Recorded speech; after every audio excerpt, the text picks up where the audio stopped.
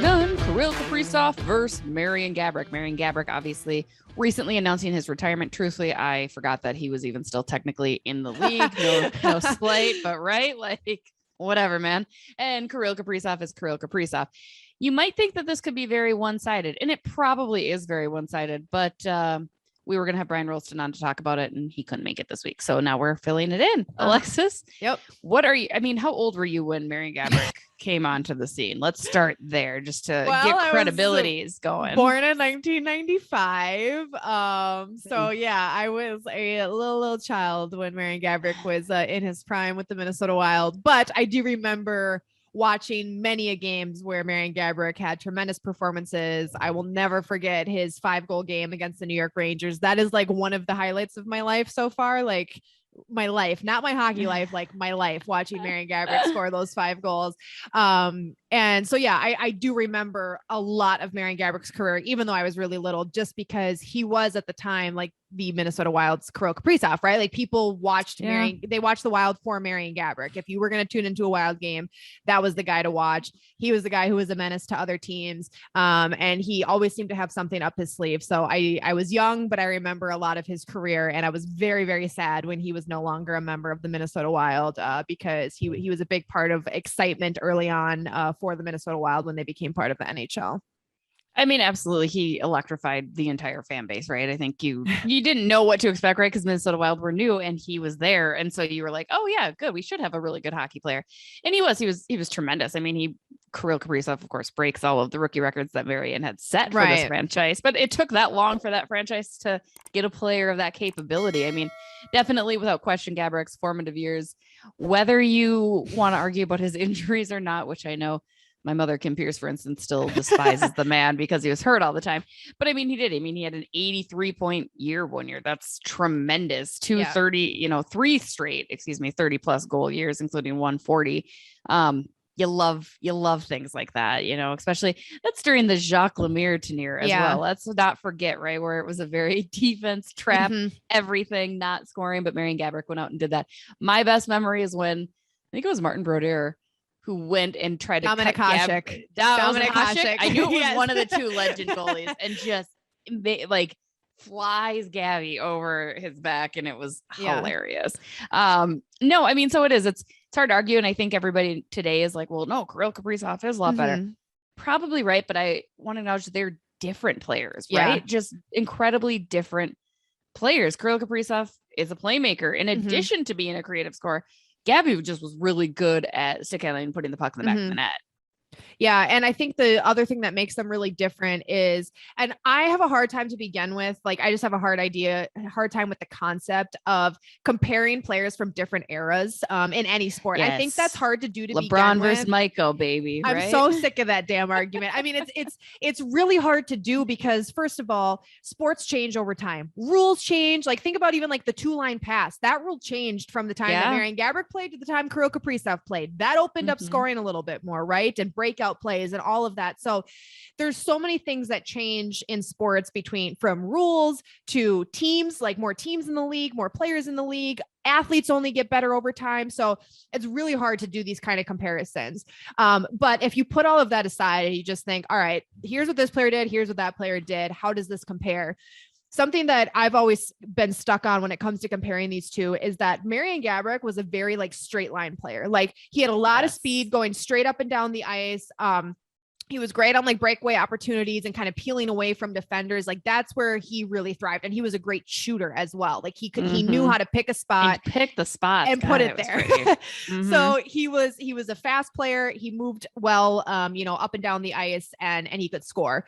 Kirill Kaprizov is more, he finds himself all over the ice. And even in just one sequence where Kirill will have the puck on his stick, he is all over the place. I mean, he seems to touch every part of the offensive zone every single time that he's out there, whether he's the one scoring a goal, getting an assist, or just kind of wreaking havoc in the offensive zone. And that's where Gabby wasn't really that kind of player. I mean, he could get those breakout passes and he could get it on his stick and put it in the back of the net.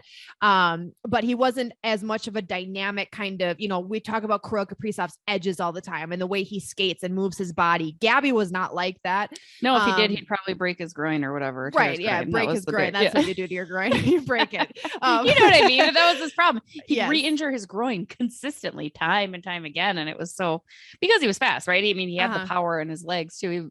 I think he won the fastest skating competition in one of the All-Star games, which when has a Wild player gone in and done anything in an All-Star game to like win? So like credit to him for that. Yeah, Kirill, we're waiting on you. He's got the edge on you there. Yeah. I mean, you look at Gabby's points, he's literally almost dead even for goals and assists, 407 for goals, 408 for assists, over 1,000 games played, 71 game-winning goals in his career. I think that's a pretty impressive number as well. I mean, you think about superstars and their ability to close out games and kind of be that deciding factor in a game. I think that's a really important stat when it comes to looking at these kind of things, because superstars need to be able to get the job done. So to say he had 71 game-winning goals in his career is pretty impressive as well. But yeah, it's tough to compare the two, and even just like the pieces around certain players on a team when you talk about comparisons, right? Like, you know, think about the lines that Gaborik played with and the teams Gaborik played with. And you brought up a great point about Jacques Lemaire being a very defensive minded coach. If they had an offensive minded coach, would Gaborik have even more points? I mean, it is very difficult to compare these kind of things. And it's sad that these are literally the only two players we have to compare in Minnesota Wild history, where it's like, yep, you either think Gaborik's are the best or you think Kirill is the best. Those are your two options. It would have been hilarious if Gaborik had signed that 10-year, $80 million contract back in the day, and we'll see what would have transpired and how that would have worked out. I'm sure Wild fans would have still hated him just as much as they do now. I mean, Gaborik also won a Stanley Cup with the LA Kings. True. Do you think Kaprizov, I'm sorry, Wild fans, you're going to hate. Don't do it. Is he going to win a Stanley Cup? Period. I won't say a team name. I'll leave it vague. Is Kirill Kaprizov going to end up on a team that wins the Stanley Cup? Because it's hard, right? It's not easy. And he was with that LA Kings. I mean, we thought, do you think he does it? Do you think Kaprizov is going to be part of a cup winning team? I don't know that Gabby had a huge hand in that cup, right? I do think that Kirill Kaprizov is the kind of player who is good enough to carry a team to the Stanley Cup. Let me start there. Right. Like, I think he's the kind of player that you do build a team around. We've talked about this with the Wild all the time. And even, you know, members of the Wild and stuff talk about the fact that you build this team around Kaprizov, you know, everything goes through him in a sense. And every single NHL Stanley Cup winning team, I think, has a player or a line where you point to and say they are a big reason that this job got done. And I think Kirill Kaprizov could be the guy that fans and media are pointing to someday, saying he is the reason this team won a Stanley Cup. Now, whether that's with the Wild or a different team years down the road is still to be determined. But I think he has the ability to do that. I think the other thing that makes me believe that he'll get there some point is, you see this a lot with superstars. We talk about the Jack Eichel thing in segment 1, right? Superstars want to be a part of winning teams. That is part of what makes them a superstar, and that mentality that makes them a good player. So they want to be involved in organizations that are going to win. That's a big reason Wild fans were scared Kirill wouldn't resign here. They're like, does he think we're not going to win a Stanley Cup? Does he want to go somewhere else? Like, what's the deal? He probably could have turned down a 10-year, $80 million contract. Yeah. So I think that he, because of his, you know, skills as an athlete and the mindset we've already seen from him in only a short amount of time here in the NHL and in Minnesota, is that if he's not going to win here, to hell with Minnesota, he's going to go win that Stanley Cup somewhere else. So I do have faith that he will have one at some point in his career, and hopefully many, and hopefully they're all with the Minnesota Wild starting this year, and then for every year moving forward for a long period of time. But if it's not here, I do think it would be somewhere else for sure.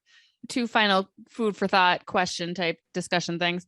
You know, one other big comparison I think you could make between Kirill and Gaborik is that both are very large in their countries, right? Like Kirill Kaprizov is a god, and Gaborik is a god to Slovakia and Kaprizov in Russia, excuse me. So I mean, that's always very interesting, right? Like they're very attached to their countries, and you love that. I think that's just kind of a unique thing that I wanted to draw a comparison to. And then kind of final question, more or less related to Gaborik. First ever player selected in the expansion draft by the Minnesota Wild. You know where I'm going with this. You know what I'm going to ask, right? He's now retired.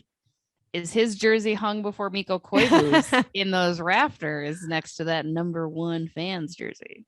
Oh my God. We're really reopening this can of worms. I have been I have advocated for retiring Mikko Koivu's jersey. And I know that a lot of people, and I've had discussions with people about this, like our friends on social media who also work for the Wild or in sports, and just with the average person as well, the average fan, talking about like, is that kind of like a consolation prize? Is that like a classic Minnesota saying like, we like him, so let's hang his jersey in the rafters? And he liked us. And he liked us, you know? Yeah, right. So I do understand people's perspective there where it's like, well, he didn't help the Wild win a Stanley Cup. He didn't, it wasn't like he was Wayne Gretzky 2.0, right? Like he was a very talented hockey player. He did a lot of good things for this team. But at the end of the day, yeah, there's a point to be made there that he never helped the team win a Stanley Cup. And can you really define a player as, an all-time great in a among a team if they don't do that? So there's a point to be made there. I still do stand by the fact though that I think Mikko Koivu's jersey should be retired. I also would not have a problem with retiring Marian Gaborik's jersey for two reasons. One, because we are still talking about him today. We are comparing him to the current greatest player that the Wild have on their roster and making an argument that he, is Marian Gaborik better than Kirill Kaprizov? So the fact that we're still talking about him says that he had an impact on this team, and making a comparison to Kirill Kaprizov. Anyone who gets that comparison is in pretty high regard, right? So that, and then the fact that he was the first overall pick, there's nostalgia there. Us Minnesotans love nostalgia. I would love to see his jersey hanging in the rafters and be reminded of that every time I step into the Xcel Energy Center, that this is where it all started. So does it happen before Mikko Koivu?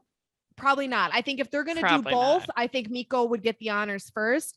And now granted, like we just talked about, Marian Gaborik just officially retired. So that could be something coming down the line as Mikko retired earlier on in the season. But I think if it happens, Mikko gets his first and Gaborik would get his second, but they were both two very important pieces of the Minnesota Wild as they became a part of the NHL.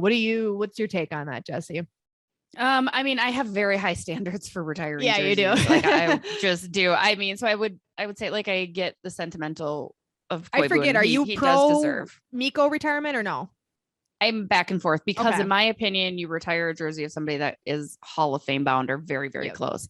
Gaborik fits more of those boxes in my mind, just as a player as a whole, right? Like across the league, he was very revered. Mikko's very revered here. I don't think he was ever revered by anybody else in the league, whereas Mary, so I think and that's where I think a jersey being raised, that player should be recognized by everybody, like, yeah, that person, and Gaborik holds that. So that's the only reason I would maybe put Gaborik. However, again, toward the end of his career, I think there was a lot of animosity from Wild fans, I being one of them too, because that was when I was very into hockey and I was like, God, I just am so annoyed with how hurt he is all the time. So I mean, I could see where Mikko's should be retired first. I don't know. You're probably going to get a Mikko before a Gabby. But I think they should consider Gaborik. I don't, it's so new. I'm not sure that that's even been discussed, but that would be, that'd be my hot takes.